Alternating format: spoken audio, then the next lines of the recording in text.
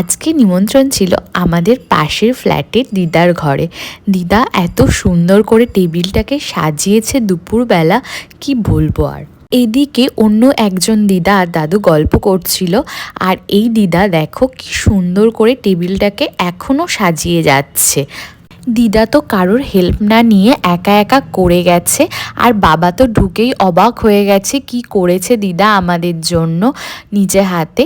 আর এদিকে তাই আমি একটু দিদাকে হেল্প করার জন্য সার্ভ করে দিচ্ছিলাম সবাইকে। খুব অল্প সময়ে না আমরা এই দুজন দিদা, মানে আমাদের পাশেই এদেরও ফ্ল্যাট, খুব কাছের হয়ে গেছে সবারই। আমাদের ঘরের কোনো প্রোগ্রামে বা দিদাদের ঘরের কোনো প্রোগ্রামে আমরা যাই। এইবারে বলবো দিদা নিজে হাতে কি কি মেনু করেছিল। ফার্স্টে ছিল এই চিংড়ির পোলাও, যেটা তো খুব সুন্দর ছিল।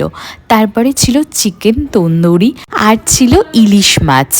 এত কিছু রান্না দিদা নাকি নিজের হাতে করেছে। মানে এত বয়স হয়ে গেছে দিদার, তার মধ্যে এত কিছু করা সত্যি হ্যাটস অফ।